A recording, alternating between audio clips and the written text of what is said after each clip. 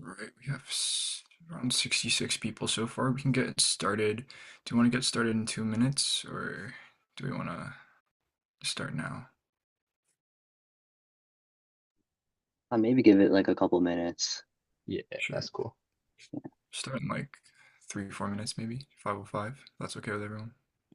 So she won't be able to talk right now, but on behalf of her and our club, we just wanted to say thank you to everyone for participating today. And then if we want the Mac PT Prez to talk a bit. Hi guys, my name is Juliet and I'm in my third year of kinesiology. This is my second year in the club. Awesome. All right, and now we can start introducing today's speakers. We have people from Queens, UBC, Western, U of T, and McMaster PT.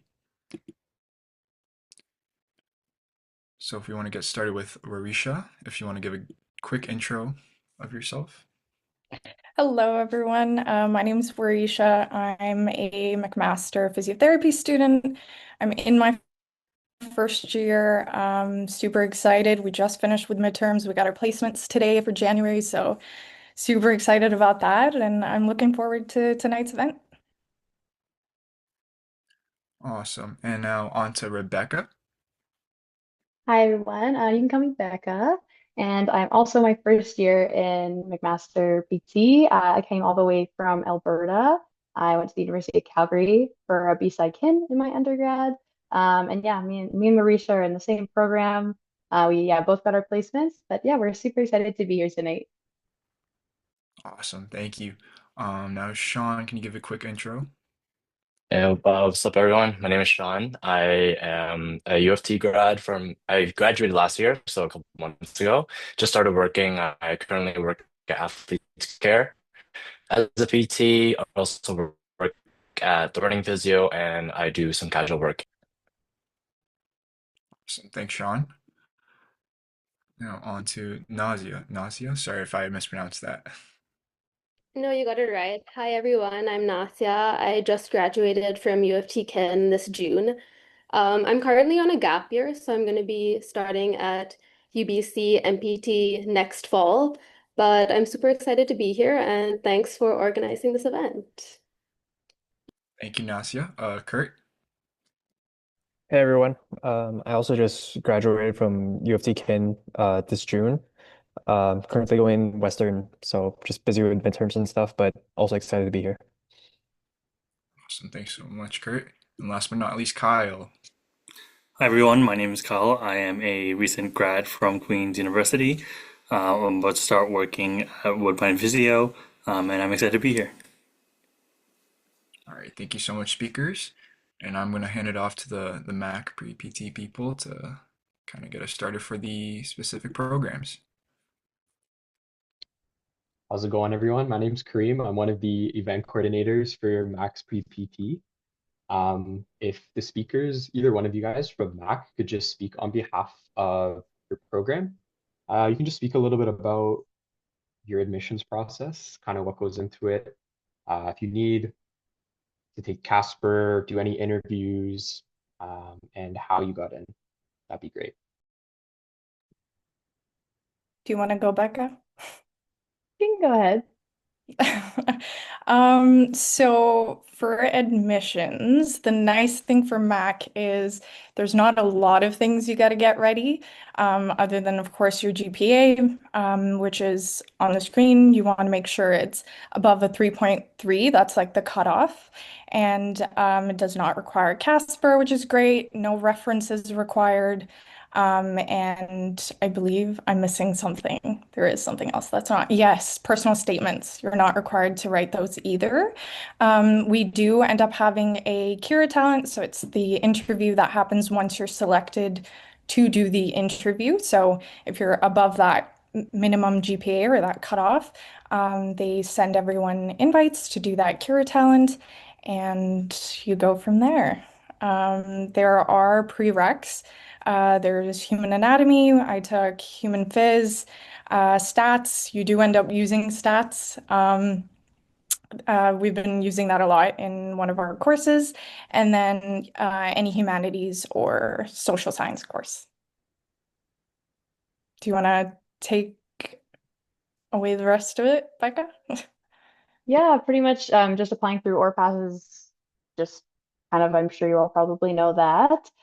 The really nice thing too that I really appreciate about Mac is it was ranked mostly on interview. So you can see on the screen 75% was your interview, whereas 25% is your sub GPA. So if anyone is worried about their GPA, I think I'm trying to remember the exact competitive average coming in. It's usually around like a 3.7 or 8 usually coming in. So if you can get your GPA around there, mine was honestly on the lower end, but don't despair because again, like for Mac, it's great if you have a good interview. And the Cura Talent interviews are kind of just like MMI style questions, but they're all like virtual, and you just pretty much like record your answers. So it's less stressful than like having an actual person in front of you. I don't know if any of the Ontario universities do that, but I know the University of Alberta does, where you have an actual person, which I think can be daunting for some people. So it's a little nice in that regard. All right. Awesome. Thank you guys so much. Sorry, Kareem. Let me Um, just say one quick thing. So I know a lot of people have questions for the speakers. So we do have a Q&A at the end. So if you guys have questions, maybe save that in your head right now, and then we'll ask all those at the end. Perfect. Okay. For U of T, next. Yeah, so I mean, it's pretty much outlined pretty well on the screen right here. You just need the required prereqs, the GPA, minimum GPA 3.0. It does require CASPer. You need the references, and I think the most unique part of U of T is the CAP test. So the CAP test is kind of like their version of the Cure Talent, like McMaster says, or their U of T's interview. CAPTUS is delivered to, like it says, your top 300 applicants, and you get to write it in April.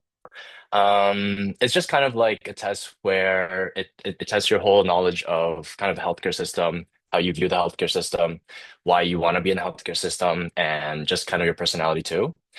UFT also does require a statement. And other than that, yeah. And I guess for GPA, our year cutoff, so this was around maybe 2 years ago, for the cap was around a 3.74 for the cap. And then our class cutoff was like a 3.9. So just for heads up and everything. But yeah. Awesome. Thank you so much. And Um, for the next Sorry, just school, one quick thing. Um, as an applicant for this year, U of T actually did get rid of the CASPer. So for people who are applying this year for the U of T PT program, there is no CASPer. So that's one thing less to worry. Nice. But yeah. That's even better because I hate the Casper.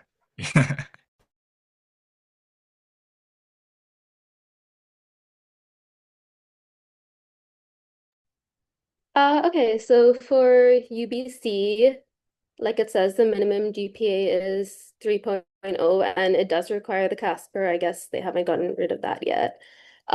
Two references, so one professional, one academic. And I don't think it says on here, but you also need, I think, 70 hours of volunteer experience and has to be specifically with people who have some kind of intellectual or physical disability. And your professional reference needs to be able to speak about your volunteer experience. And also that volunteer experience can be through like a placement or a co-op or something like that. So it has to be something that you do apart from school, not for any credit. There's also the personal information form. I would say there are like 4 essay type questions that you have to answer. They're like maybe 200 to 300 words each. And they do ask you about those in the multiple mini interviews, so the MMI. That was, I would say, in like March. And there are like 8 stations, and there will be an interviewer in front of you. It'll be online. And it's kind of like CASPer type questions. So if you're prepared for the CASPer, you should be pretty prepared for the MMI. But yeah, that's also something to keep in mind. For the prereqs, I'd say they're pretty standard. If you're in U of T Kin, you'd probably complete most of them except the physics and English, which you'd have to do separately. And it does say that they do say UBC does prioritize in-province students. So if you're a BC resident or if you, I think, did your undergrad in BC, they'll prioritize you. My situation was a bit different because I'm an international student, so UBC is actually one of the few schools that does accept international students in Canada. Like U of T and Queens don't, for example. But yeah, so if you're an international student, this is one of the schools that will accept you, and also it's a little bit more competitive.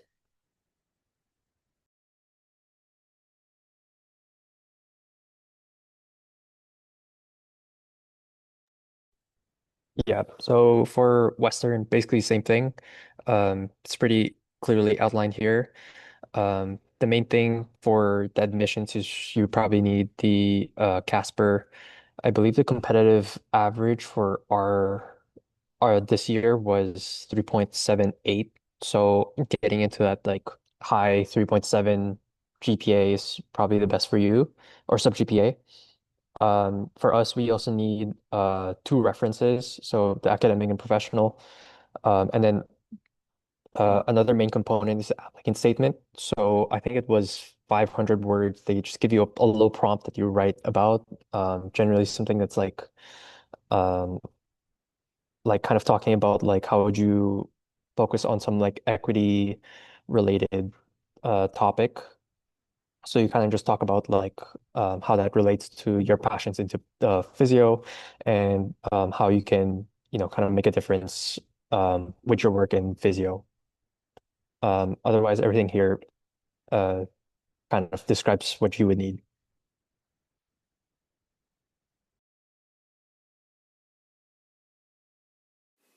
Yeah, and for Queens, again, really similar to all the other schools, you would need two references, and the cutoff is 2.7.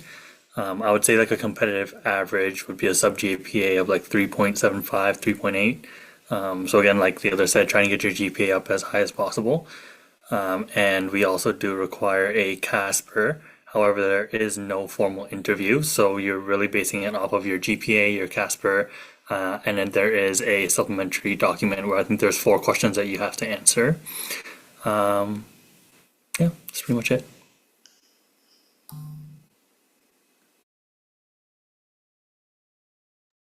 All right, perfect. Thank you to all the speakers once again for all your time and for everybody who joins. We're gonna get into some guided questions, so we're gonna go one by one. And if you guys just wanna, the speakers wanna jump in and answer them, you're more than welcome to. All right, so the first one is gonna be what inspired you to pursue a career in physical therapy? And I guess we can probably start from the order of how the speakers went from McMaster to Queens. If you guys wanna take a stab at it. Sure, why not? So I essentially wanted to pursue a career in physical therapy because I knew I wanted to be in healthcare. I just didn't know where I kind of fit in. I knew that I wanted a career that was more hands-on. I wanted to be able to build sort of like a relationship with patients. I didn't just want to see them and then never see them again or not remember them. And I, throughout my undergrad, got the chance to do anatomy and physiology, and even in high school, got a chance to like take a look at anatomy a little bit. And I realized I really liked that and just human movement in general and sports. And physio kind of checked off all of those boxes for me. And then, funny enough, well, not really funny, I actually got into a car accident like as I was graduating high school and then had to go to physio. So it kind of just came full circle for me from there. So yeah, that's kind of why I decided to pursue a career in physio. Awesome. And then I think it's probably going to be kind of similar to a lot of people. All of us kind of are a bit like-minded. Um, I always was just super interested in like human anatomy and physiology, and I grew up as a competitive dancer, so I had a lot of injuries. So I was in and out of physio. Lots of people had like good experience with physio, which is what inspired them. I didn't have a great experience with physio. And I was like, how can this be better? And since I was already kind of interested in anatomy and phys, it kind of just grew from there. And I did like sports med in high school and like sports performance, and then into my undergrad in kin. And that was kind of where I started really trying to get into like exposure into more physiotherapy and anything practical that I could, just to make sure it was something I really wanted to do. And I mean, I'm in it now too, and it's going great. I'm really loving it. So I think it was a pretty good choice. But yeah, lots of the same stuff of just kind of having a passion for that and wanting to be in healthcare and that like athletics kind of background, of course, kind of really helps and inspires as well. For me, I guess I wasn't as guided. I remember I was in grade 10 in my civics and careers class, and they're like, choose a career. And I literally had no idea what I wanted to do. And then I just knew I didn't want to be in a desk job. I didn't want to sit around all day. I didn't want to do this. I played a little bit of basketball, I guess. I was like, you know what? Let's just see what physiotherapy is. And then I did a co-op at a physiotherapy place in Lifemark. And then I guess I really enjoyed it because not because of any of the skills they're using or because of anatomy or because of physiology, but basically just because I just enjoyed how the physio talked to their patients and how every interaction was just like talking to a friend or like creating a relationship. And then I was like, do you get paid to talk to your friend all day? I was like, that's pretty cool. But then I guess you learn more about the body, you learn more about anatomy, and then just everything else really like technical skills. And then I guess I found it really interesting. And I did find it really interesting. And then I guess I just surrounded myself with more physio stuff as I went to kin at Western and then got in. So yeah, I'm also very happy to be here and I love it.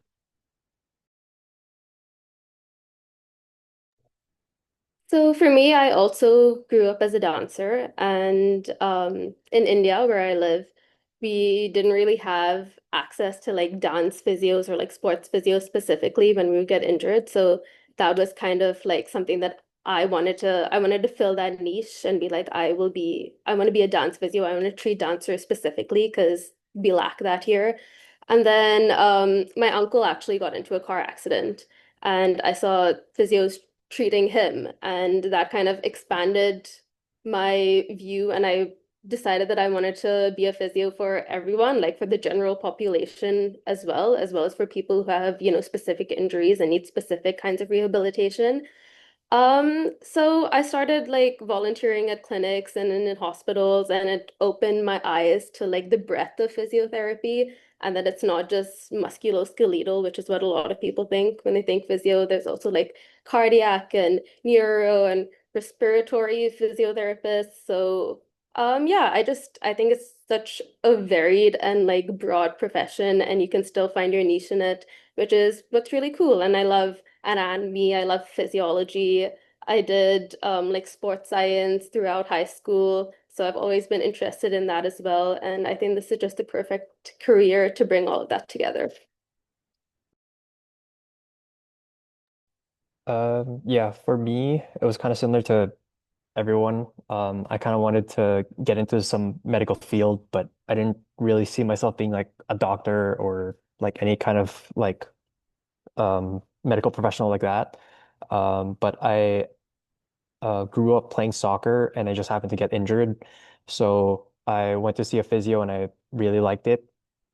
Um, and I ended up having a co-op in my high school under this McMaster professor that happened to have a clinic near my place. So it was pretty cool, like just like seeing how he interacted with the patients and like how they built a relationship and stuff. So that kind of inspired me to go into kin.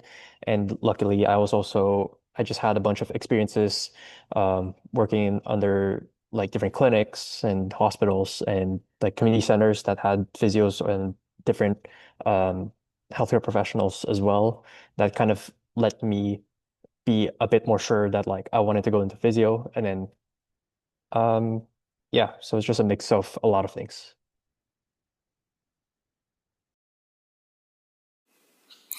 Yeah, for me, very similar to what the others also have mentioned. I kind of grew up playing sports, and my whole childhood was around sports and working out. And I also didn't know what I really wanted to do. However, I did want to pursue a career in science. And kind of a mix between the two, sports and science, is physio. And I kind of got my toes wet when I did a volunteer position at McMaster. For those of you that are at Mac, at the DBAC clinic, there's a field therapist position there that I got to volunteer for, and I really enjoyed how the physios there treat their patients, particularly athletes, kind of like myself. And so I thought this would be a really cool career for me.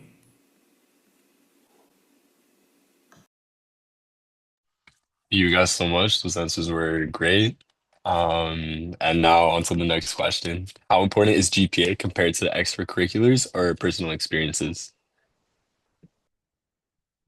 I cliche answer, but I think they're equally as important. It just depends on the university that you're applying to. Like Mac, you don't really get to write about your experiences the way you do at other universities.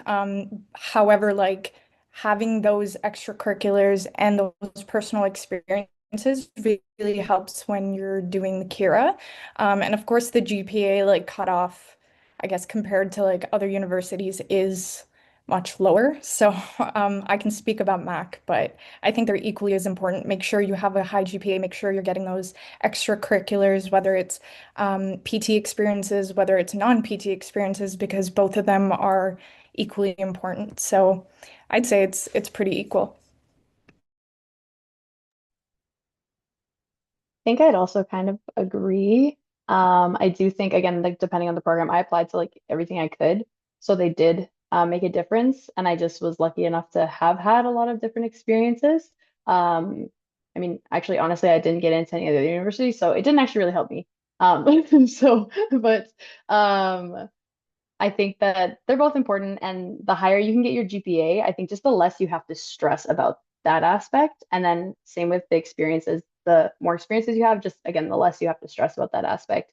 And more into like practicality of it, having those extracurricular and personal experiences, I think can really help just kind of tie in your learning. So when you guys do get into PT, that you're able to like, okay, I can reference this based on the volunteer experience I did, or if you volunteered with a certain population or did practicums with a certain population, I think it can be really beneficial to your learning just to kind of relate everything back to your real life. So even if you're not going to do it, like if you just want to apply to Mac and you don't need the personal experiences, I think it's still good to have it just to like be kind of an adjunct to your learning. Um, I kind of view it a bit differently. I personally think the GPA is just something you need to meet a cutoff, but I personally think your extracurriculars and your personal experiences are much more valuable than your GPA because this is what sets you apart from everybody else. I think everybody who applies, everybody who is going to get in will have the GPA. Obviously, a high GPA is important, so then you meet the cutoff, so then you can actually move on with interview process and everything. But just the way you speak about your extracurriculars, the way you speak about your personal experiences, really sets you apart from everybody else because everybody will have, again, the GPA, but PT schools don't only look at the numbers, they also look at how well-rounded you are as a person. They don't want someone who's just textbook in the books and who has a high GPA and nothing else to offer. They want someone who shows a lot of leadership, who shows a lot of um just like skilled in different aspects of life. And it's not just and who's also very personable too. And your personal experiences are the best way to tell your personality within just writing something out. So yeah, I guess to wrap it up, it's just like GPA is important, but I would, at least for what I did for U of T and for Western and everything else, is I really prioritize my extracurriculars and my personal experiences, and especially the way I wrote about them too. Yeah, I don't have much to add to what Sean said. I pretty much agree with everything he said. Yeah, it is important to have personal experiences and extracurriculars so that not only so that you can write about them, just because it does make you a well-rounded person and you can use that not only in your application, but beyond that in school and in a career as a physiotherapist. So yeah, I mean, the personal experiences and extracurriculars are where you actually learn to interact with people, you become a leader, you have, you develop different skills, and those will help you in any part of life and not just in your career. Yeah, I definitely agree with what Sean and Nazia saying. GPA is definitely just like something you have to achieve just so that they can even look at you in the first place. But from my perspective, my own personal experiences and extracurriculars, they're the ones that help me help my answers for interviews. They're the ones that gave me the contacts for reference letters. Like that's how you get um, your in. Um, I feel like without my personal experiences or extracurriculars that I did, I wouldn't have that as well-rounded of answers for my interviews, or I wouldn't have had a more personable reference letter that some of these schools do care about a lot. So I think having really good, no, well, not only experiences, but also connections within those experiences and the way you explain it would go a long way in your um, application process. Yeah, very similar to everyone else. I actually think that all three are very important. It's very important, I think, to have a strong GPA to begin with, just because if other aspects of your application are kind of low, like if you have a low CASPer score, or if you didn't do well on your interviews, your GPA might be able to help pull it up. But that being said, extracurriculars and personal experiences are very important during application because the questions that the supplementary applications ask you won't specifically and directly ask about what extracurriculars did you do or what personal experiences did you have. They ask very generic questions, and through your extracurriculars and personal experiences, you have to find some way to incorporate that like into your answers. So if you really don't have any extracurriculars or any personal experiences, then you really don't have a lot to talk about. And like Sean said, it's kind of what makes you stand out as a person, and not just a name on a piece of paper with numbers. All right, thank you guys so much. We're gonna move on to the next set of questions. So what PT experience helped you most in your journey to PT school? I think definitely volunteering at the different clinics that I did. I got experience volunteering at like musculoskeletal or clinics that kind of specialized in musculoskeletal. And then later on went to volunteer at like two different clinics that specialized in neurological conditions. And I think that allowed me to see like the different settings that PTs get a chance to work in and the type of populations they get to work in. And I think that really helped me decide that this is what I want to be doing and perhaps what kind of setting I want to be in and the kind of setting that I flourish in. So I think definitely those volunteering experiences would uh, be the most helpful for my journey to the PT school. I This is a hard question. Again, I was really lucky to have had a lot of kind of PT relevant experiences. There's a few that were more like strength based and adapted physical activity based, which were really beneficial to me. So a few practicums working with people with hip and knee osteoarthritis, folks living with and beyond cancer, and different like exercise for those populations really helped me. Just like again, expanding like my breadth of knowledge. And then I worked after I graduated from my undergrad degree. I worked in a orthopedic, and it also had like a physician side as well, which was really cool.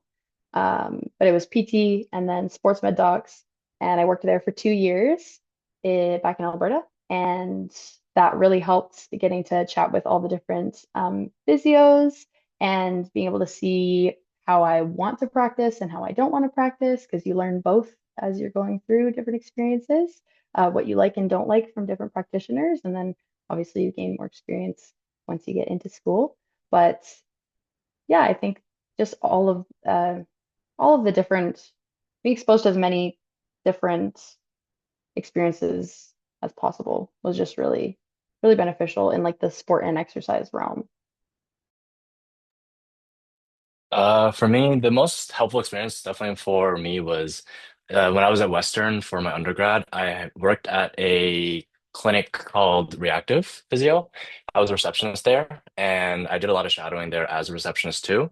I gained a lot of hours, my orthopedic hours here, but then through this role, I met a bunch of other employers. So I was able to get another connection to a neurophysio clinic, just to like expand there. I was able to get a connection to work with the GLAD program.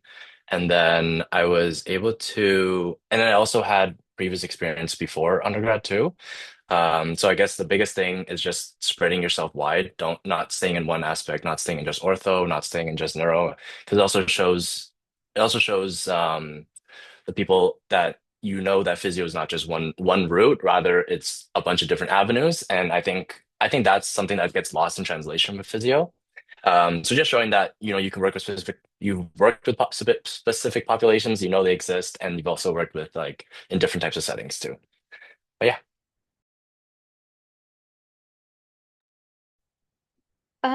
So for me, I would agree with volunteering as one of the most helpful experiences that I had. So I volunteered with Toronto Rehab's inpatient musculoskeletal unit as well as the outpatient cardiac rehab. So that was really interesting because I got to see what physio was like in an inpatient unit where you're probably only going to see the patients for like a week versus in an outpatient setting where you see them for months on end, and how the relationships you develop with patients are different in both settings, as well as the type of physio that you're giving them. So that was really cool. As well as I also worked as a receptionist at a physio clinic, and I would like go through the patient files and like the patient notes when I wasn't doing my receptionist stuff, and I would like ask the PTs questions and get to know about like the different styles of treatment. So yeah, I would just say try and get as much experience in different areas as possible. You don't have to be an expert in anything, but just really throw yourself into the physio world and try to see what is out there. Yeah, for me, I also happened to volunteer at that same one, Toronto Rehab, as a physio support as well. But I also helped out with the fracture clinic at Toronto Western. So it's just, you know, getting a lot of experience working with the patients and um, also getting exposed to not just physio, but also the other medical fields.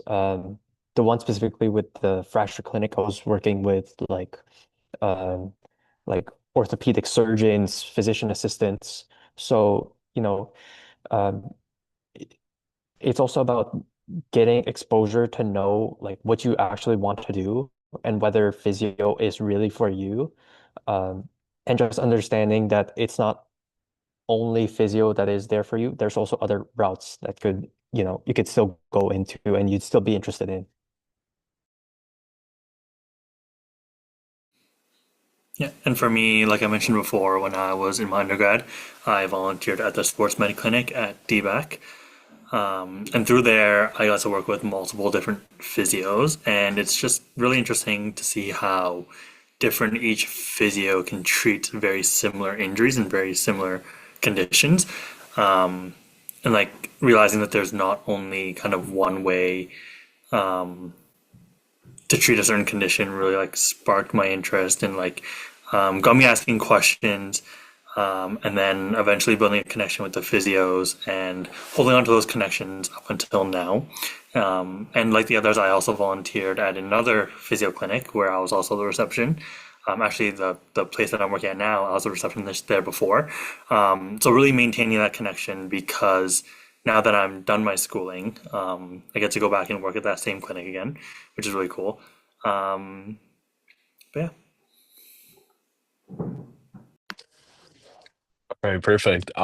So before we start the next question, I just wanted to say that you guys can switch up the order in which you talk because I feel bad making Kyle kind of have to wait and reiterate to go last. So if just one of you want to like raise your hand and then like you guys can choose the order from there. But the next question is, what non-PT experience has helped you most in your journey to PT school?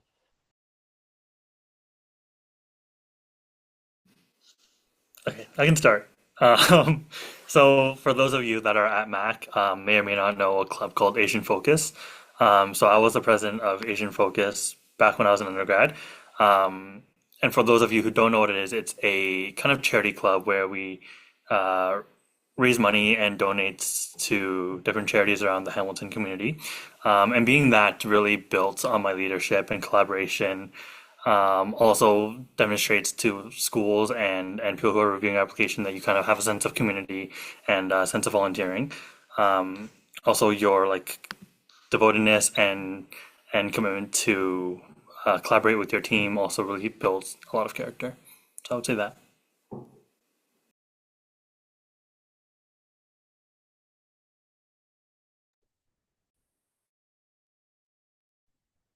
All right, I guess we're doing non-PT experience. Sorry, guys, my Wi-Fi was like dodgy. So I think the non-PT experience that helped me the most in my journey to PT school. I've been a tutor for over 6 years, and I think that kind of helped me develop the skills that fall under the physiotherapy essential competencies. And if you guys don't know about those, start looking into those because those are going to be your best friends. So those skills that I learned from tutoring really helped me to kind of figure out like, okay, these are the skills that PT schools want, and that doesn't necessarily come from just direct PT experience. And I was also a mentor for first year students that were coming into university. So I did a lot of like mentorship, and that really helped as well to kind of hone my skills. And like I'd say those two things, both of them are kind of mentorship, whether that's tutoring or whether that was at the club that I was in. So I think those two experiences really helped me to kind of figure out my journey towards PT school and then applications as well and interviews and further than that.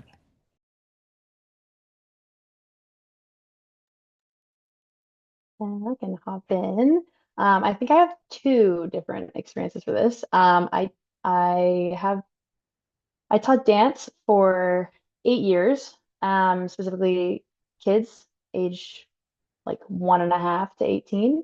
So just learning different like problem management and having to think creatively and find solutions for kids with like some with neurological conditions, some with any neurodivergence or mental illness, and just everyone's an individual, obviously. So every kid is an individual, obviously, as well.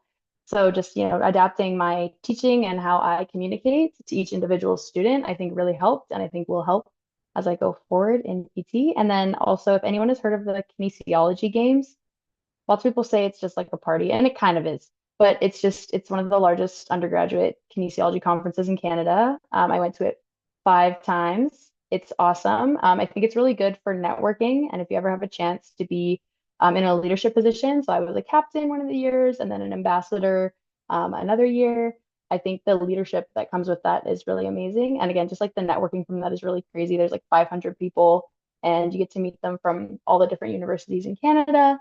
And if that's something you ever have the opportunity to do, I think that's also something that's really, really great in it's still kind of applicable to PT, but it's really great and there's a lot of exposure to different professions as well.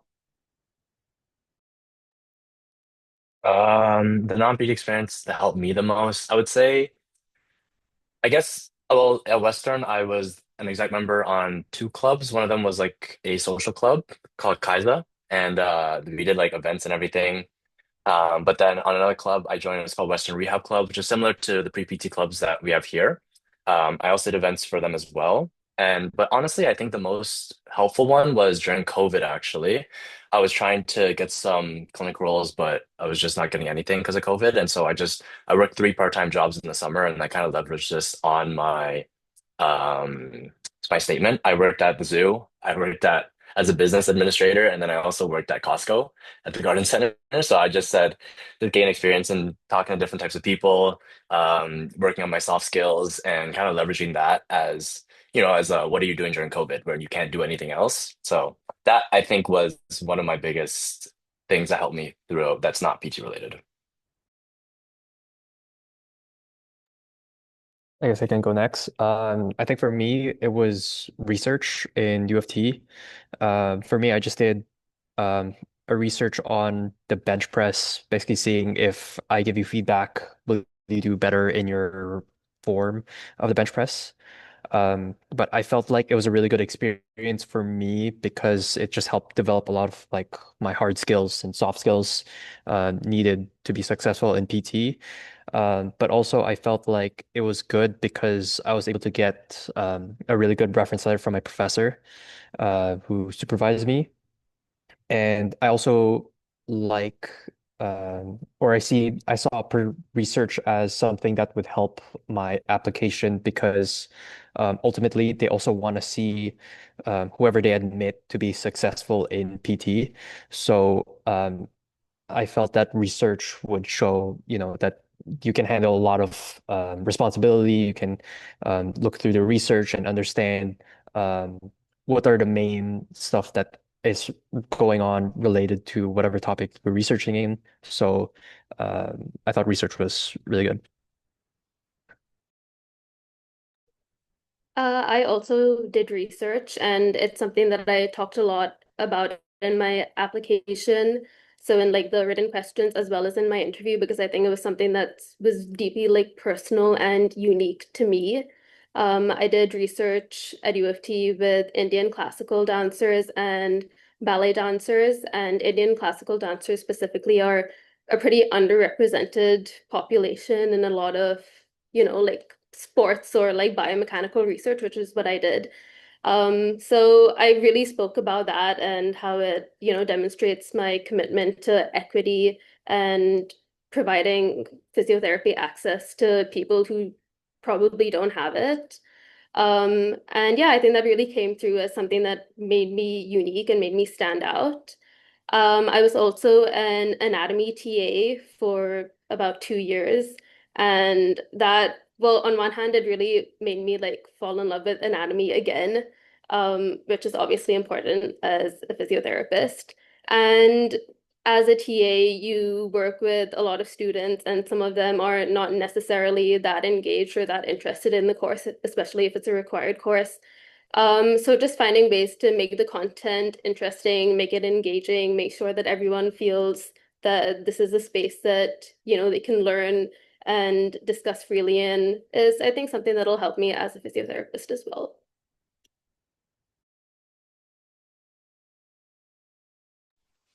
All right, perfect. Thank you guys so much for answering. And this one, I know that not everybody had to take the CASPer, but we just wanted to ask you, how did you prepare for the CASPer test or any other interviews that were applicable to your school?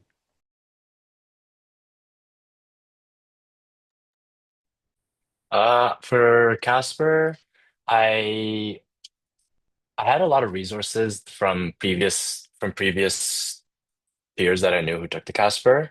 It's really just like a lot of I also listened to some podcasts on Spotify that kind of showed you how to answer the CASPer questions and such. Um, and really just like basic interview prep is what I did too. I Just to be totally fair, when the McMaster Cure came up, like I guess that's the only like interview we had or I had. I was kind of burnt out, so I didn't really prepare for it as much. But I really just kind of just wrote down all my experiences I've had and try to answer multiple questions with similar experiences too.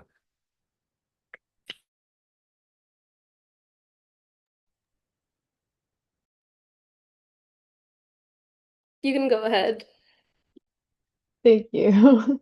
Um, I also kind of did a similar thing. My again, previous peers had done it before. One thing that was really beneficial too is I had a friend who was going into med school who had done lots and lots and lots of interview prep and lots of courses. So if you have any peers who have done a lot of that, I think doing like mock interviews with them can be really, really helpful. And for the CASPer, I was definitely a bit more stressed, but prepping for the CASPer helped me prep for the Kira. So for the Kira, it was a lot less stressful. And I did some like mock interview stuff, but I didn't feel like I had to prep as much. I think with interviewing, I think preparing ahead of time and getting used to like hearing yourself talk and watching yourself on a video can help. And also just like breathing, being yourself. I think when you bring out your own like personality, I think they like to see that a lot. Especially, I mean, with Mac, it's easy because it's worth 75%. So they really want to see you and they want to see who you are. So getting used to like interviewing where it's like this personable, like communicative way instead of really robotic, I think can help where you're getting more comfortable and trying to get out of your head a bit. So just practicing that and relaxing also helped me a bit.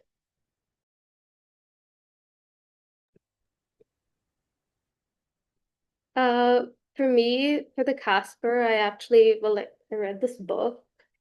Um, it's I think it's a pretty like popular book, and they have like a YouTube channel. It's called BMO. Um, so I read this like maybe like 2 months before the CASPer. Like I would read like a page or two every day to just kind of get in the zone. Um, and yeah, I would just, especially for the CASPer and the interviews, I would just have people in my life, like my sister or like my parents or whatever, just test me, like ask me questions, and then I'd set a timer and then respond to them. Just trying to get all of my thoughts out within the specific period of time without using too many filler words, that kind of stuff. Just practice talking really. And I think the more you do it, the more natural it gets, the more you're able to really let your own personality shine through instead of trying to give them the answer that you think they want. I'd say, yeah, it seems a lot more stressful than it actually is if you just take a deep breath and remind yourself that you are like a good and like ethical person and you can just answer these questions as like a normal person. Yeah, very similar to Nadia, what she mentioned, like BMO. I didn't read the book, but I did do the practice questions online, and I found that that really helped. Not just like learning how to answer the questions, but how to answer them efficiently, because it is a time test. I believe you get like a minute or 2 minutes to answer each question. So being able to read the question, understand kind of what they're looking for, and kind of answering the question in a like an efficient manner is really important. So just doing a lot of practice really helped. Um, yeah, I think that's it. For me, I also use the BMO book. My friend just happened to have it, so I got it for free. Um, Another one I used was Prep Match. It's just a free online ethical test you can kind of just grind through. I think there's also one where you can prep with another person for interviews. So it's pretty nice. Another thing I did was prepare like the experiences beforehand, so at least you can have something to pull through whenever those like specific questions came up about like I don't know, like what would you do in this situation and how did you apply that? Um, Having those like prepared beforehand really helped a lot. Also looking through the essential competencies beforehand as well. And then having like your experiences tie into those competencies really helped a lot too, because it kind of just like flows a lot better. You're hitting a lot of keywords that they're trying to see. So um, yeah. Um, I think very similar. I didn't write the CASPer, but for Kira, the questions are very similar. I think everyone's covered pretty much what I did as well. I kind of reflected on the experiences that I had previously, wrote them down, compared them to kind of like the essential competencies that Kurt mentioned, and really tried to extract like the essential competencies and the skills that I have. And recording yourself is like really good, especially because you kind of get an idea of what that 2 minute or 1 minute mark is like, and just kind of getting that practice of like even if you mess up, you kind of have to keep going, and that's easy to do. Like when you're recording, you can just be like, oh, I'll just start over again, but obviously during the Kira you can't. So like obviously simulating the actual Kira is really helpful. I had friends and family, like I gave them a bunch of questions and was like throughout the day just to ask me whenever, and like within 2 minutes, like I need to try to answer those questions. So try not to be robotic. Like they know like you have 2 minutes to answer these questions. Be you, be human. Like it's okay to mess up. Like you just keep moving forward and smile, make eye contact, uh, dress up nicely, be formal, and you'll do great. All right, thank you so much for those valuable tips and resources. I know our president here, Wilson, really advocates for BMO as well. So thank you for providing that. On to the next question, which is, what is one piece of advice you would give to students applying to PT school this year?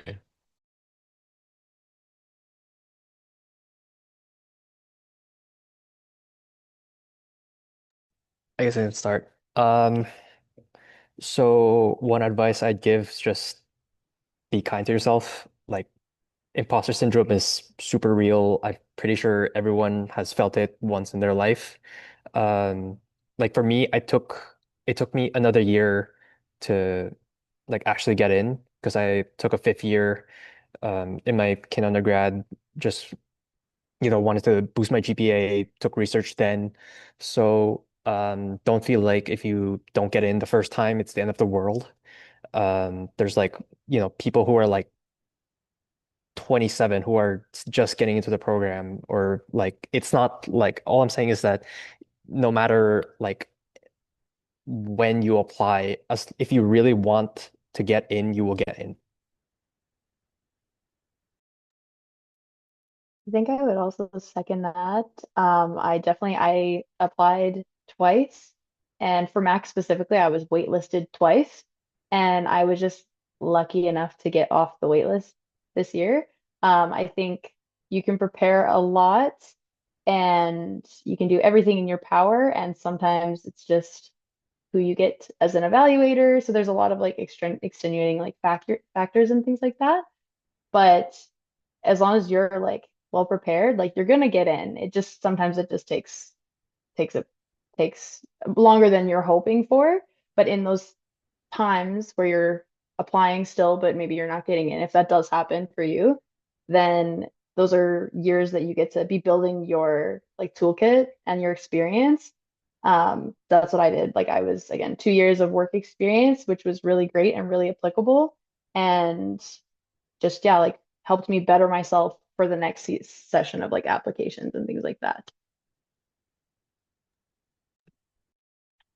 I think what I can say is the app. I remember when I was doing the app process, it was literally the most grueling time of my life, and I hated every second of it. But what I can say is just like lock in, literally just lock in. And what I told myself was like, I am never gonna experience this app process ever again, and I'm gonna get in. I'm gonna do everything I can to get in.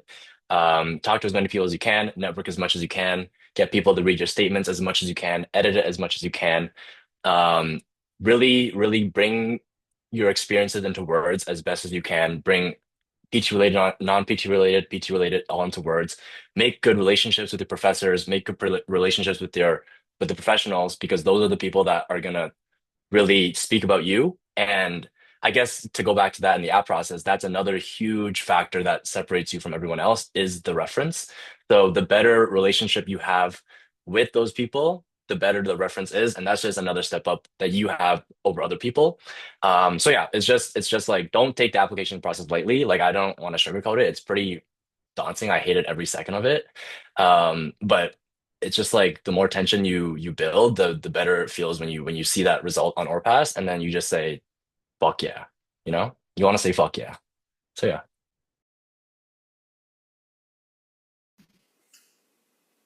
All right, it's kind of hard following that answer over there, Sean, but I'll give it a try. Like you, Sean said, really try and build your connections with your professors, or whoever you're really getting to write your references. If you're volunteering and you're like asking your boss to write your reference, like build that strong connection with them, because the people who look at your applications really take that into consideration as well. And don't be afraid to kind of restart your application. I think when I wrote my supplementary application, I wrote it once. I thought it was good. I got people to proofread it. I edited it, and I was ready to submit.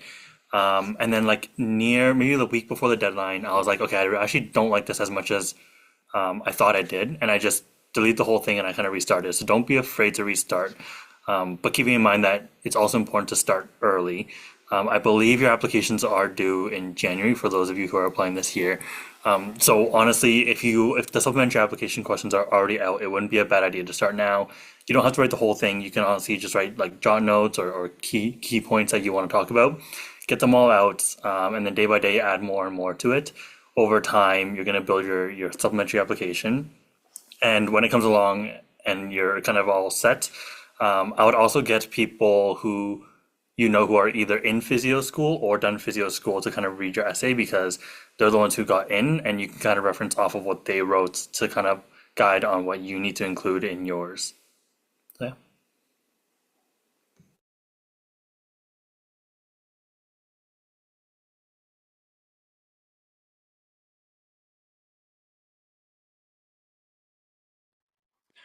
All right, so now we got a Q&A time.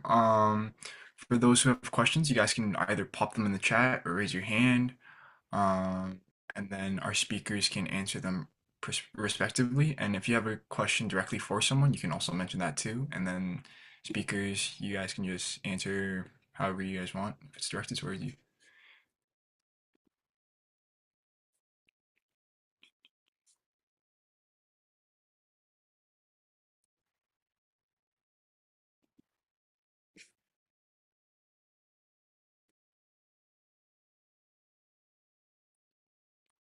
Joshua said, "What year does GPA start to matter?" I guess that's for everyone. Anyone can answer that. Yeah, I think that it really depends on when your courses are. So at the University of Calgary, for example, I only had anatomy in first year. So we didn't have any upper year anatomy courses. They weren't offered. So in that case, like that was what brought my GPA, my like sub GPA down, was because I didn't do great in first year. I didn't do awful, mind you, but it wasn't my strongest because it was my first year of uni, and I'm sure lots of you maybe know how first year uni can go, or if you're not there yet, you will. And so I think it just really depends on the courses that are needed and when you take them in your degree. So I'd focus more on like the specific necessary courses more so than like what year, if that makes sense. If anyone else agrees or has different opinions. Yeah, I can add on to that. I see kind of another question related to that in the chat as well. I think so in terms of GPA, they take your prerequisite courses, I believe. Depending on the university, they have different requirements, but they take all the GPAs of those courses and they take a sub GPA, which is the most recent 20 courses that you've taken. And so if you're applying this year in January, then they would take this fall, so, and then your third year ones, that's two, and then I believe they average out your second year, if I'm not mistaken. So then that would be your kind of 20 courses on top of the ones that are required.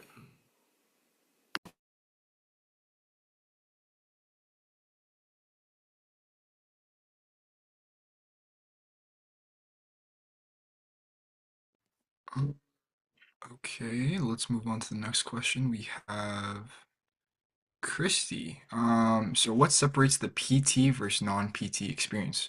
So for example, would a fitness coordinator or a personal trainer be considered PT experience, or would that be non-PT experience? Anyone can answer this.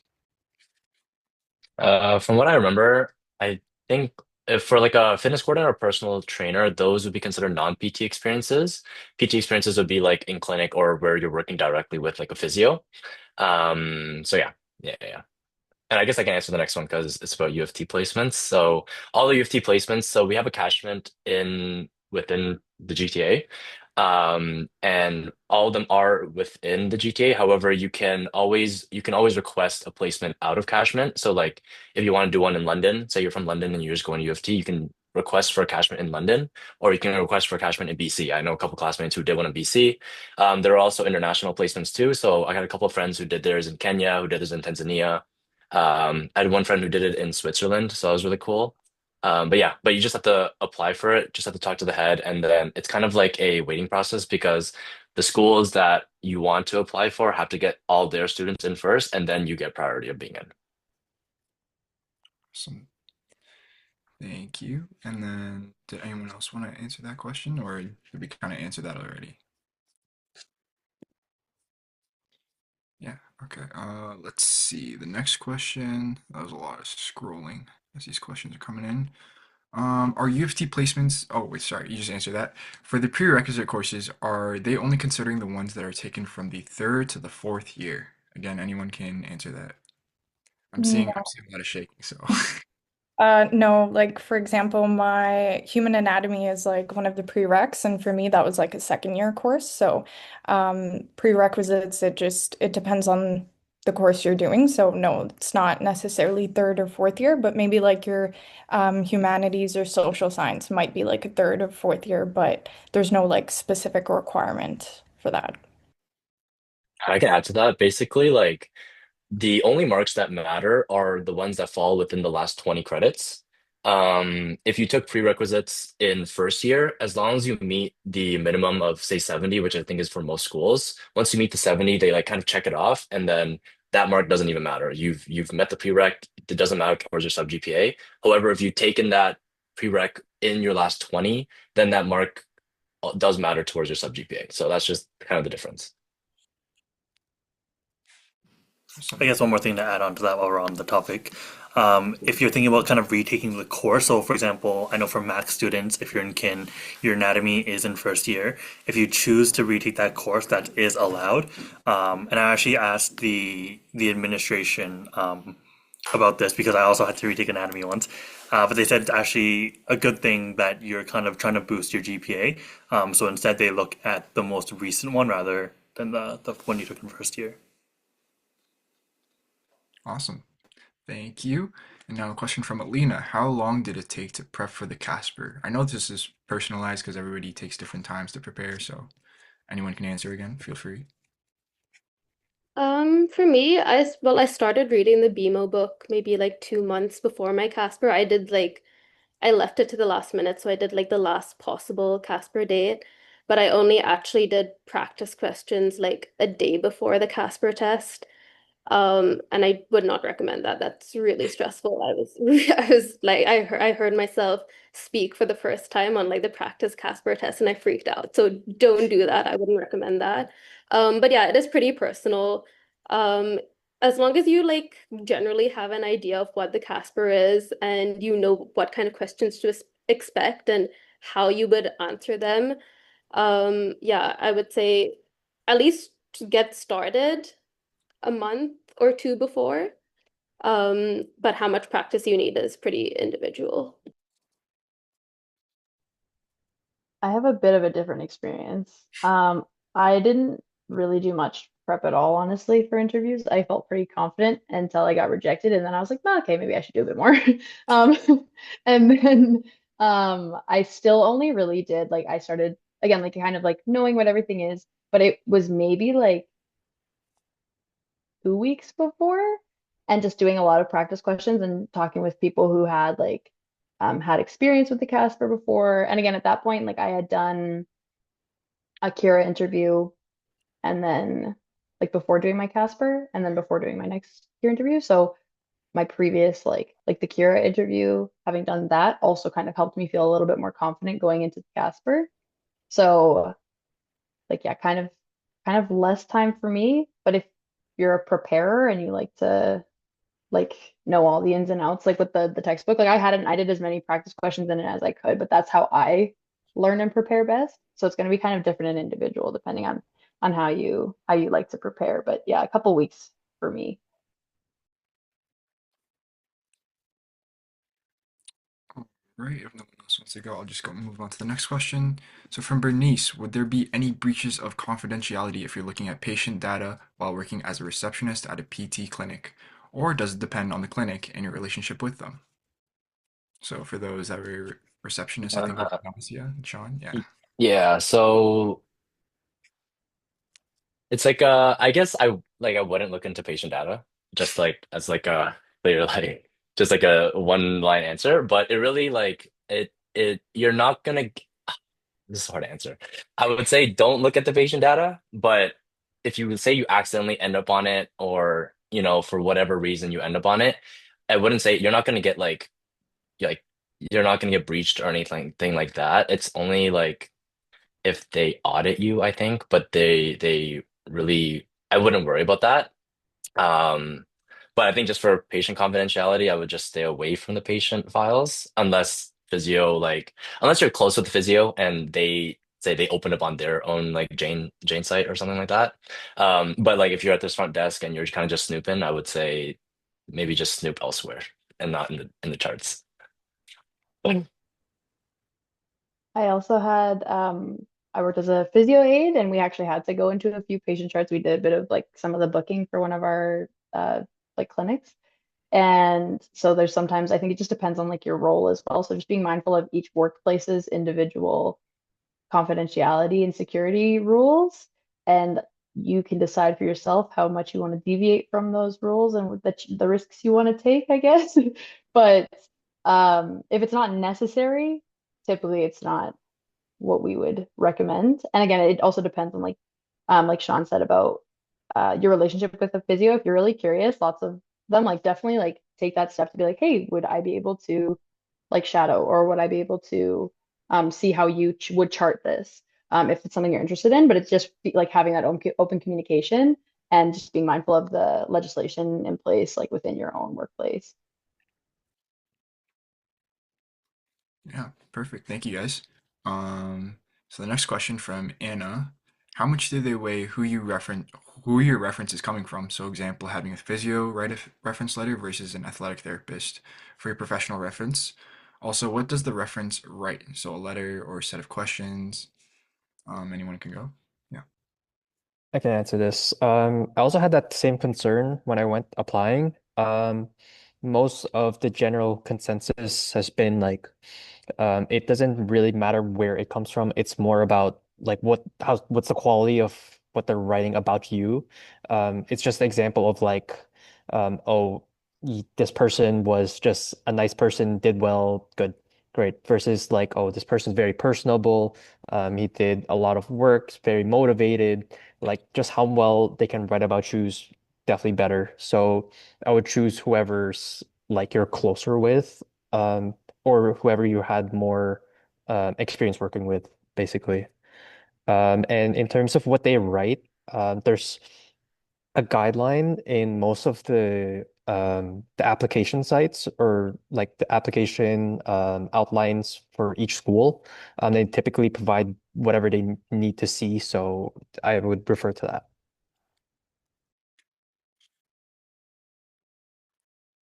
Right. I guess that. For UBC, sorry, for UBC Go ahead. specifically, Sorry, Nasia. for the references, there's a form that you have to download and send to your references, and then they fill it out and submit it on the application portal. Perfect. Thank you. And am I good to move on? Okay, perfect. So this was from me. So this one's for Rebecca or Risha. So for the Kira Talent interview, did you find this different from other PT interviews or any other interviews in general? I found it different. All I did was the only other reference I have is like CASPer and then like actual like job interviews. Um, I thought it was different than CASPer because I think it was Kira where they kind of can throw random questions at you. There was one about if you were on an island. Maybe that was CASPer. I might be wrong. But was it CASPer? Maybe. Oh, it was CASPer. Okay, it was CASPer. That's the one that's like you're on an island and you have to, what's one thing you would bring? Um, and you have to they just want you to be able to explain your thinking. Like it has nothing to do with there's a right or wrong answer. It's just, well, what would you do and why? So I guess on CASPer's probably the one then where there's like a little bit of those random questions. Kira, I thought they were kind of more applicable. Rish, you can maybe explain a bit more if you agree with me or not on that. But they felt more Yeah, applicable to like I what we think were. I think the setup is very different. Obviously, for like Akira, like the only thing that I can compare it to as well is like job interviews. With a job interview, at least you have time to kind of be like, this is who I am, like, have a conversation with the person there, like they get to know you.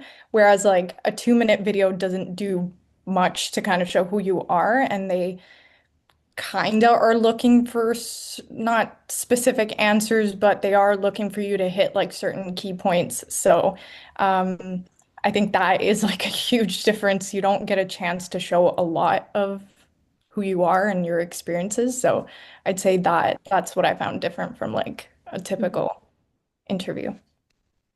I did find that reminded me, I did find that Kira was more personal.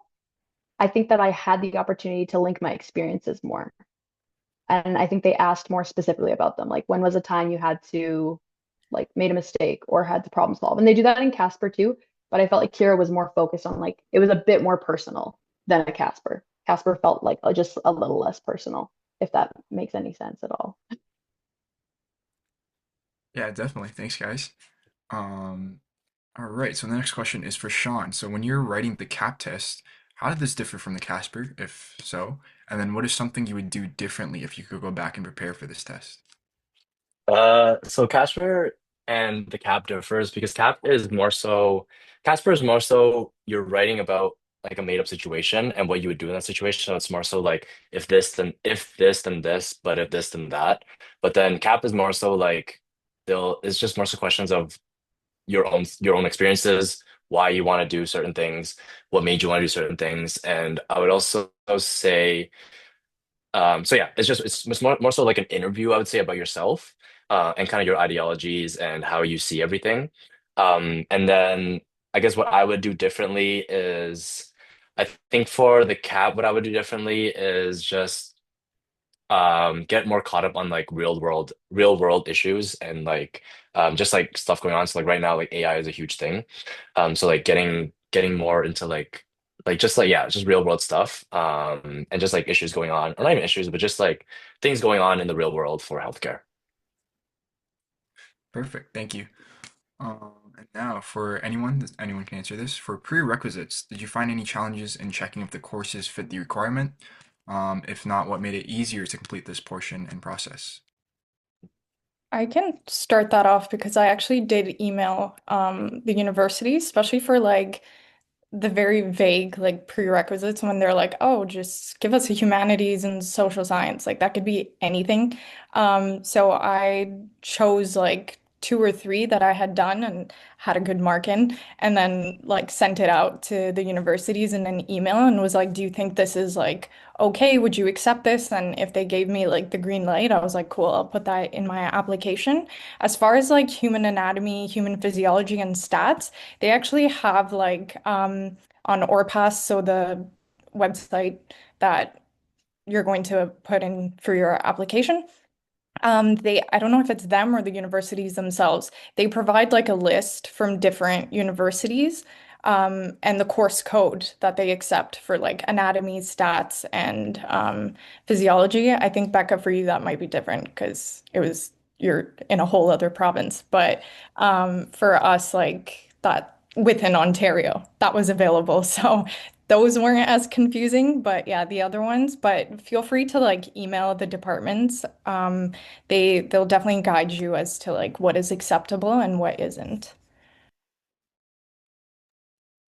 I'm assuming everyone's probably from Ontario here, but if you're not, emailing is going to be your best friend and checking because there's times when they will have like different schools. Like there was some that like it did say University of Calgary, but sometimes it wasn't up to date. So there were courses that had been like discontinued like years ago.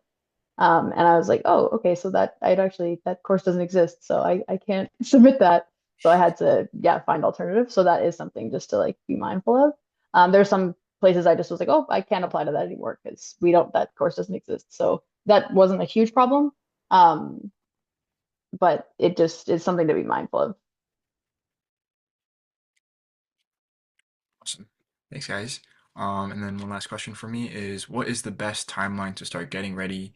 And when did you submit your applications? And what was the best time to submit in your experience?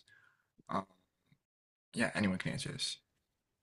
I can start off with that again because I had a very unique experience. So I've applied twice, and both experiences have been very different.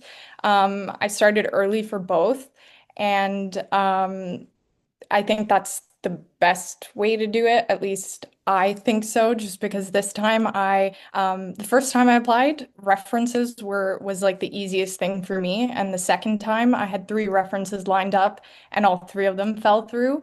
So maybe get your reference like a month ahead if you can. So, I'd say like start as early as possible, get, your personal statements, your references, your volunteering experience, PT, non-PT, like try to get it as early as possible, just so you're not panicking like last minute like I was. So I think I'd say start early. I'm assuming everyone else is probably going to say the same. Start early. Yeah, definitely. Awesome. I I Thanks, can guys. give like months if that's what you wanted, like Yeah. specific when I did it. References I tried to get in like June or earlier. Um, like definitely that summer, especially if you're looking for like professors and stuff. They're very busy and they get busier when the school year starts. Okay. So just being as proactive about that as you can. And then for actual like writing like any any applications, pretty much right when it like ORPAS opens. So like when is that? October, Yeah, right? it's mid-October. Yeah. Yep. Yeah, October, November. And then I submitted December. But sometimes for a couple of them I would like yeah, be doing that editing process that everyone was talking about until like I tried to get everything in a week early. Um yeah. Sure. All right. Appreciate it, guys. Now from Trinice, sorry if I mispronounced that. How do you get relevant volunteer experiences? I'm struggling to find opportunities because they are all so competitive and they sometimes prefer kin students. So this is coming from a Mac life size student. I can answer this. So for me, I kind of just like threw a lot of shots in the dark, honestly. Especially for like volunteer experiences. Those ones I'm sure they will not prefer specifically a kin student unless it's like very explicitly stated. Um, but like I have in that same position that I was talking about in the UHN, my friend in health sci actually got that same position after me. So it's not really like program specific. I think you just have to kind of like shoot as much shots because it's really hard, as you said. And then just trying to not only focus on just like specifically like a physio one, maybe. You can maybe try shooting in like other medical fields because that will still apply at the end of the day. Yeah, very similar to what Kurt said. I know it can be hard. I'm not sure if at Mac there's a PACE program. I'm not sure if they prefer kin students. But also similar to what Kurt said, I did a research position at St. Michael's Hospital downtown Toronto. And those volunteer positions typically open up every summer. So if you're not looking to apply this year and you're applying next year, maybe in the summer you can kind of look for those research positions. I know they open up early, so I'll try and like kind of see when applications are due for those. And yeah, again, like just try and apply everywhere you can. Sometimes a lot of places will require certain like prerequisites, like you have to be in kin or whatnot. But even those, I would just apply because there's really no harm. I also know lots of people just, yeah, you reach out to a bunch of different clinics on if they take volunteers. And I think that's, yeah, probably just a good way to do it. If you can get involved like at your university, I think that can help. But it's also like they're gonna take other experience as well. Even if it's just volunteer and not like specifically practicum or anything like that. So just really like putting in the work to kind of reach out. So 100%. Just exactly what everyone said. Sometimes, like, you just have to follow up with the same clinics as well. Like, I found I was emailing them like a week later, being like, please take me. And sometimes I even like called some of them because I was like, well, you're forced to talk to me now, whether you like it or not. So, um, if you want to call, definitely call them. Email, follow up on that email. they shouldn't really discriminate if you're not a kid. But if you kind of show that you're interested in physio school and like what you're doing to get there and that this experience would be like beneficial, write that all down in the email. Sometimes even looking at their website, taking some keywords from there and being like, oh, I'm like super interested in like what your clinic does. Write that in, show that you're interested. All like no doubt you're probably already doing that, but sometimes it really just does take time and like you have to talk to a bunch of people and unfortunately hear a lot of no's before you get that yes. So keep keep going. You'll get the experiences you need. And also one more thing about reaching out to things outside of like PT. So anything like rehab based. So lots of my practicum experience actually wasn't in physio specifically. I worked with people who have like their certified exercise physiologist um, like certificate and things like that, with folks with like neurological conditions and spinal injury and things like that. And same with like the oncology stuff. That was all just like volunteering, and I happened to like stumble upon it. Um, and they're not always like you're with a PT doing PT things. Sometimes you're in like different professions doing rehab in different ways, but that's still relevant like experience. Yeah, similarly, I reached out to a bunch of like researchers at UHN on LinkedIn, and I was like actually able to like work with some of them. I also applied to be a UHN volunteer through their website, and then once you're in their system, they send you like emails every month with volunteer positions that are open. So that's also a good way to like try different volunteer positions. But yeah, don't just limit yourself to PT. Like anything rehab related would work as a volunteer experience. All right, thanks everyone. I hope that answers your question, Trinice. On to the next, we have Raul. He said, for Nasia, I'm currently in UFT KPE. Specifically, what experiences or courses in the program influence you to apply to PT school?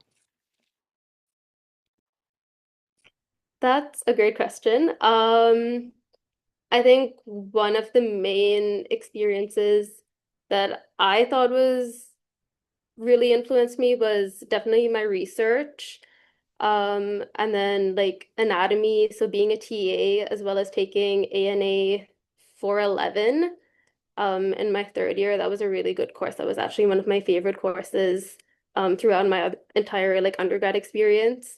KP 372, I want to say, Dr. Burkhart's orthopedic biomechanics is also a really good course, and that's how I got into doing research in his lab. Um, and then apart from that, in my last year, I just wanted to like branch out. So I ended up taking a women and gender studies class. It was politics of gender and health.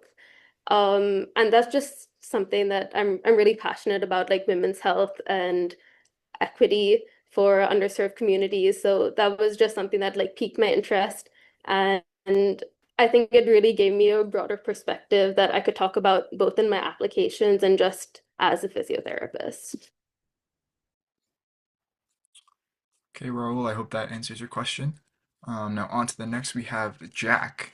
I think it was Kurt who said he took a fifth year of undergrad. Just wondering what you considered to come to that conclusion. I'm also debating a fifth year or to directly apply. So I was wondering if you had any insight on that. Uh, to be honest, I took a fifth year because I didn't get accepted in my fourth year. But I chose to do a fifth year specifically because I felt one of my lacking parts of my application during that year was my GPA, so I just needed to take some bird courses to get it up. But also getting that research experience, so I have a lot more experience to talk about for my application.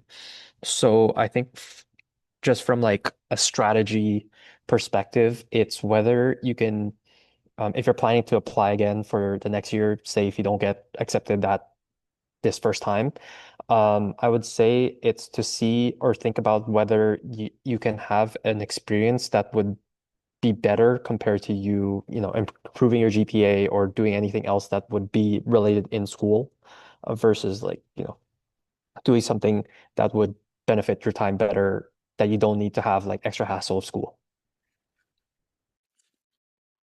All right, thank you. I hope that answers your question, Jack. Thanks, Kurt. From Ella, does kin have advantages over general science or life sciences for undergrad? And if I'm in life sciences, how can I gain more experiences that kin students have? I guess anyone can answer this.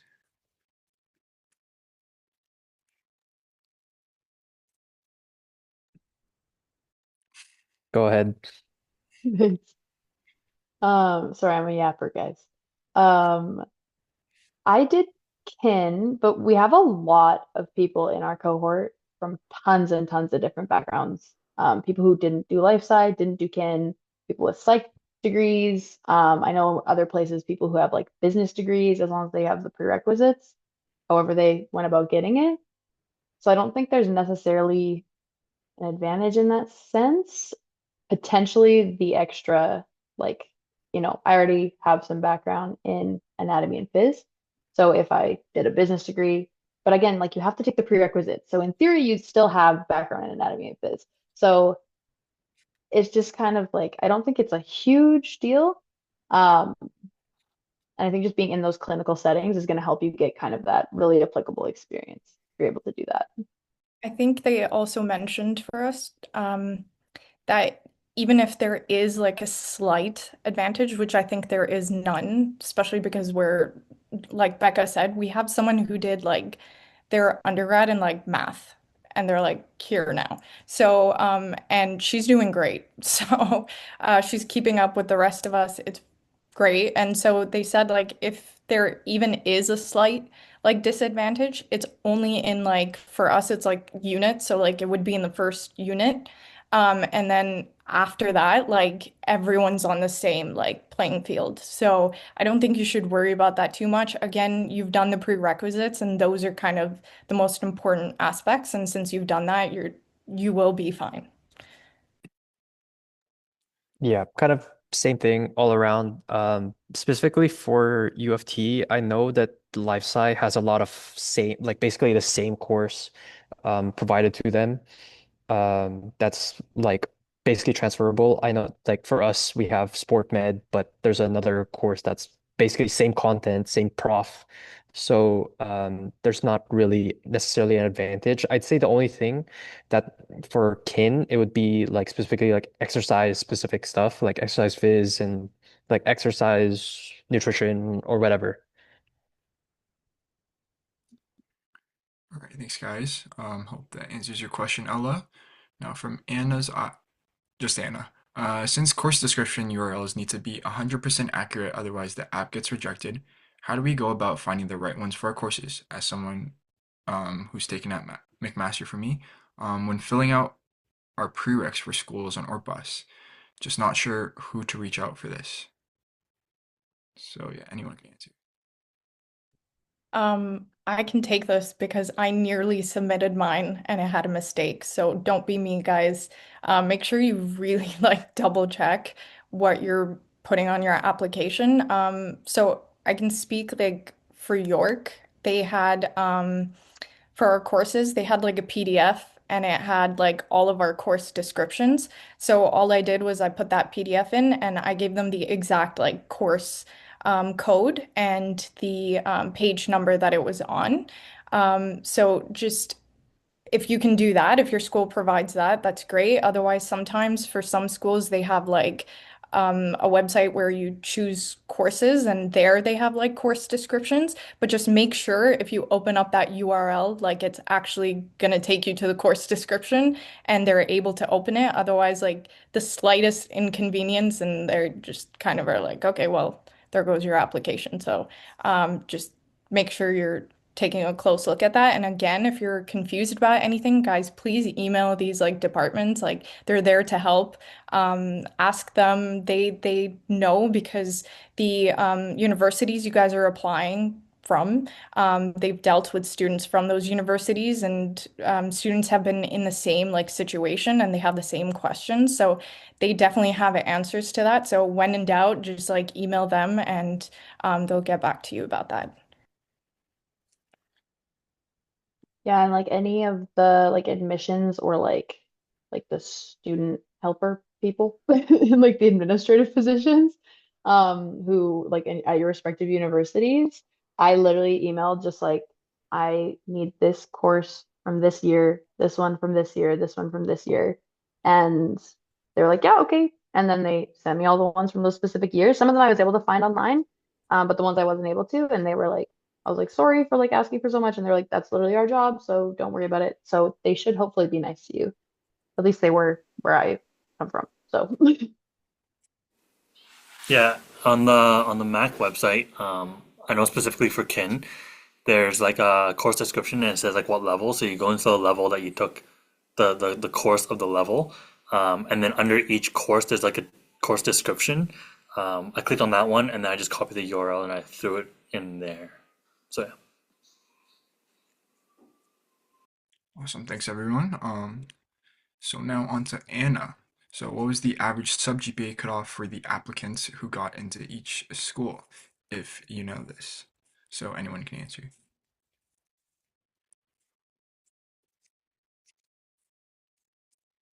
I can go for a second. For the CAP test, I think the average was to get into CAP was a 3.72, but then afterwards the average of our class was around a 3.92 or 94, either one of those. For Western, I think this year it was 3.78 ballpark.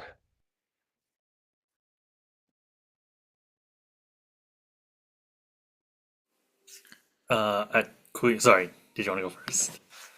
you go ahead. Okay. Sorry, at Queen's the year that I got in, I believe the sub GPA was a 3.92. Ours, to get an interview, pretty much everyone gets one. As long as they meet like the minimum, which was like what, like It's three. 3.3. And then Reese, did you know the sub GPA, the competitive one this past year? It was like You got the interview, you're fine.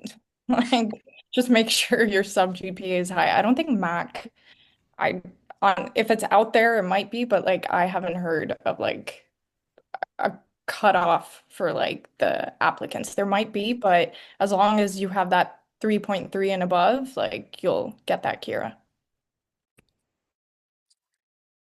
For UBC, I'm sorry, I really have no idea what the cutoff was. Sorry, I just saw the next question. Um, about UBC out of province applicants. But if anyone wanted to answer that first. Um, yeah, I think you should go ahead actually. I don't know the exact number, but it is extremely low. Um, just knowing from like knowing people in the program, and having applied to it. Um, it's super low, like maybe one or two, five maybe.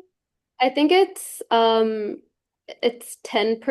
if I'm not wrong, and they admit 140 students, so about like 14. If you're an international student like I am, I think they admit like 6 international students. Congrats, Nastia. That's crazy. Okay, now for Mohammed. To Becca, did you do anything differently to avoid getting waitlisted like the previous two applications, and what did you do different? So actually, yeah, in my first time applying, I only applied to Mac and U of A, which didn't need the CASPer, either of them. And I didn't really prepare very much for my Kira. I think my GPA for U of A, they're pretty GPA based. So they were my GPA is like on the lower end of like competitive. So I didn't get in there. Um and I just didn't really prepare a lot for my Kira interview because I was like, if I prepare too much, I'm gonna get really stressed, which sometimes you still need to prepare though. um, at least in my case. So then my second time applying, I actually still got waitlisted, but I just was like lucky enough to be, I assumed, higher up on that wait list. So I was able to get off of it in the first, like in the second round of offers right away, which was really nice. But I think just don't be discouraged if you do get waitlisted. It's not necessarily the end of the world. Sometimes it is like it's literally between like tiny things between applicants sometimes where like you mess up like one thing and they're like, well, we have to be really sticky about it because they just get so many applicants. But really improving my interview was what helped me, I think, get higher up on that waitlist positioning. And then if I hadn't gotten in, I would have practiced my interviewing even more, specifically for Mac, because it's so interview heavy and like you want to do really well in the interview because that's 75%. I think that's really where I would have just kept like upping my interview game.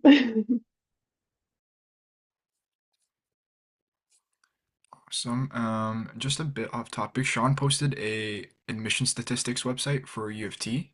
So for those who are curious about like previous years and everything like that, they can take a look there. Thanks, Sean, for posting that. Okay, so next question is from Raul again. So for Kurt, what does a typical week in your program look like? So classes, labs, placements, etc.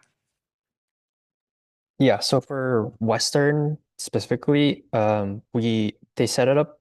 I believe it's a bit different from other schools because they do it more settings based. So for us, we get like a general physio theory and everything, all that in the first term, and then we get more like settings based, like acute and ortho and whatever. And then we get into our placements. So um, I can't really say for like later on, but right now it's just like that general physio. So it's like 5 courses, um, Monday to Friday, probably until 3:30-ish. You would have like anatomy lab that could maybe run till like 5, 6 p.m. Um, yeah. Uh, Awesome. Thanks, Kurt. All right. Now from Kylie. So for Western Physio, I took an online course to fulfill the Indigenous History prerequisite. I'm just wondering if anyone did a similar thing and how they entered that into the ORPAS personal submissions.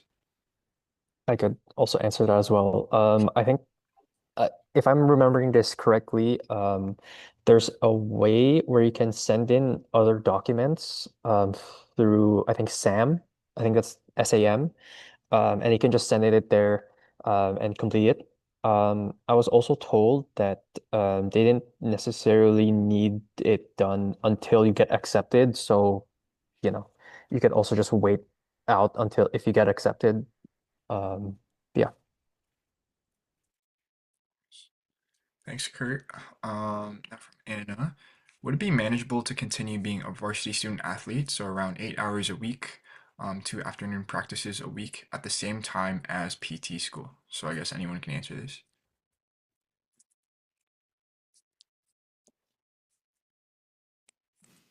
I can start.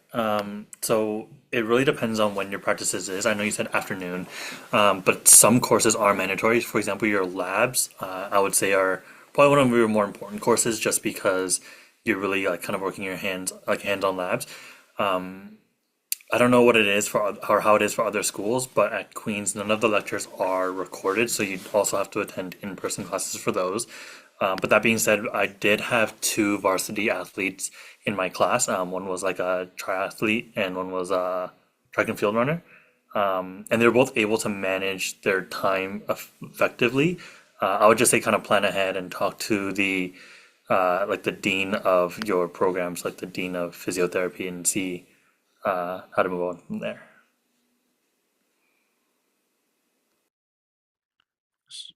Thank you. And on to the next question for me is, what do specializations look like in PT? So pediatric, geriatric, and ortho. Does the program offer any opportunities to explore these? If so, anyone? I could speak for U of T. For U of T, there is opportunities to like do peds and all other specialties, but it's the way we do placements is they'll send out a list of a bunch of placements and everybody in the class will rank them.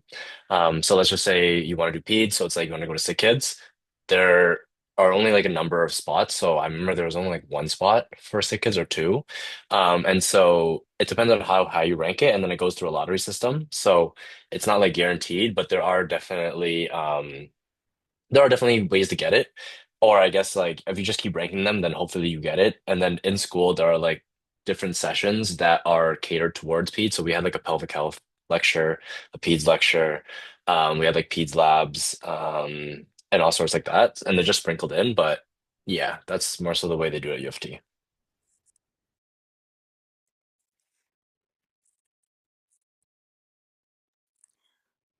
At Mac, you kind of have options to kind of get into like different specifications. Um, we have like a community setting, a rehab setting, and acute settings that we get for our placements. And you have four placements, and two of those are community, and one of those is acute, one of those is rehab. So you kind of get to see which placement like different things for each one. So like some will be like we specify in like we do a lot of pelvic health, or we do a lot of pediatric populations, or we're just MSK. So it's just like making sure you're like reading. If you're doing anything on it's called HSPNet, that's where you kind of look through to find different practicum experiences. So if you just making sure you're kind of looking to see, and then of course like in your different like community rehab or acute, you'll get to have different experiences like working in private clinics, hospital, um, emerge, anything kind of different like that. So and a lot of it's randomized, but you can kind of try to pick kind of from there. Thanks, Becca. Thanks, Sean. And then, sorry, just to add on that, at Queens, so there's five placements. But what's nice about all universities is that I believe there are like requirements to graduate from physiotherapy. So you have to complete a certain amount of cardiorest hours, certain amount of neuro hours, and MSK hours, and then within those three, then you kind of pick the population that you want to work with. Awesome. Thanks, Kyle. All right, and then I'll move on to the next question from Ashley. For Becca, what was the application process like for University of Alberta, I believe that is, compared to Ontario schools? Yeah, so U of A, it didn't need the CASPer like 2 years ago, but I think they need it now. So it's pretty similar. You also have to do like a supplementary application where you fill out this form. Basically, it's with all your prerequisites and things like that. So you have to submit that separately as well. And then once you do your CASPer, if you get like they decide whether you get an interview or not, and then it's just a MMI interview there. And those ones are a little bit, usually they're with like an actual human. I don't know if it's changed, but they usually have like you're with an actual person who's interviewing you, and then they kind of like rank you from there. I hope that's kind of all for them. So just like the same kind of prerequisites, like generally, you don't need physics. I know that because I avoided physics at all costs. Um, so you don't need physics. You pretty much just need your like anatomy and phys. I'll double check the prerequisites. I have a little like document I had with all of them, and then I'll just type it in the chat so I can let you know the prereqs. Okay, thanks, Becca. I actually skipped a question from Anna R. So, do the admission team care what courses you take when they look at your transcript? Uh, Anyone can answer this. The big no, they do not care. When I was applying at Western, I just admittingly took a lot of bird courses so I could get my GPA up. And then yeah, so they honestly they don't care. They do not care what courses you take as long as you have the right amount. That's all that matters. Very similar to what Sean said. As long as you have your prereqs, take as many easy courses as you can. Don't make your life harder than it needs to be. And just get that GPA up. They don't care. My courses were wild. Like it was just take the ones that are easy. Yeah. Same thing all around. They really do not care. But I also felt like if you have the space and you feel like you can still do well in the harder courses, take it. Because I feel like at least from my perspective, most of the U of T undergrad courses really prepared me well for PT here. So don't feel scared to also take those if you feel like you know you could probably do well.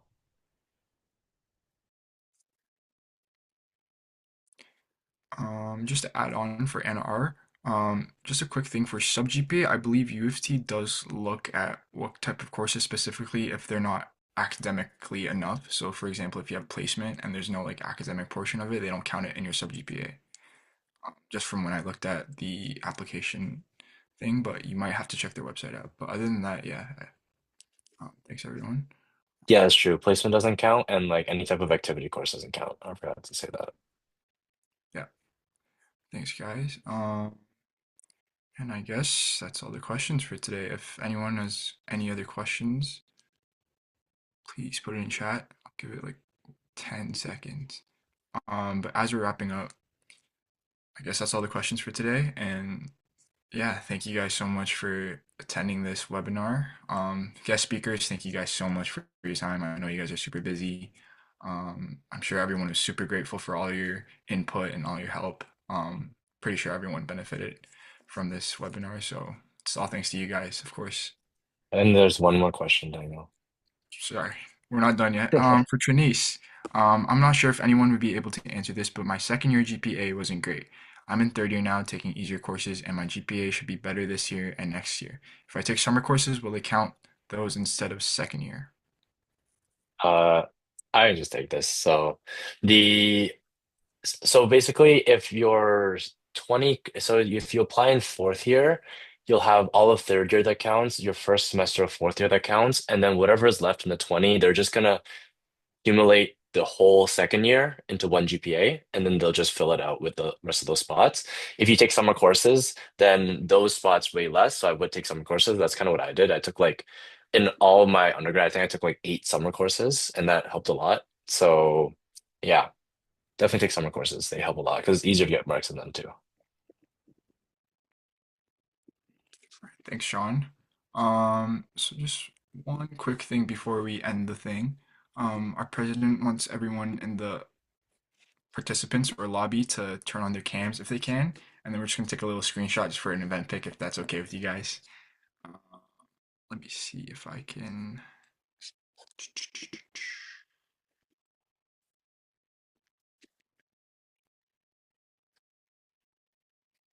Cool. Kareem's turning his camera on. We'll be done in just a second. I know everybody wants to go real quick.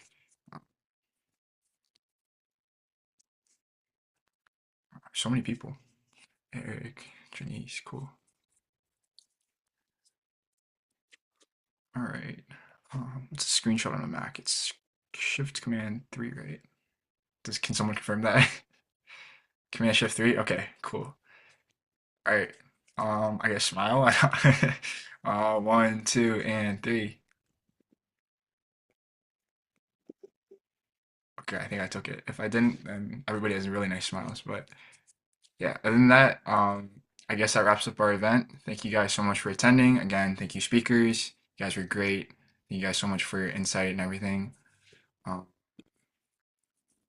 Yeah, and other than that, I guess this concludes our event. Thank you guys. Thanks for having us. Problem. Thank you guys. Thank you.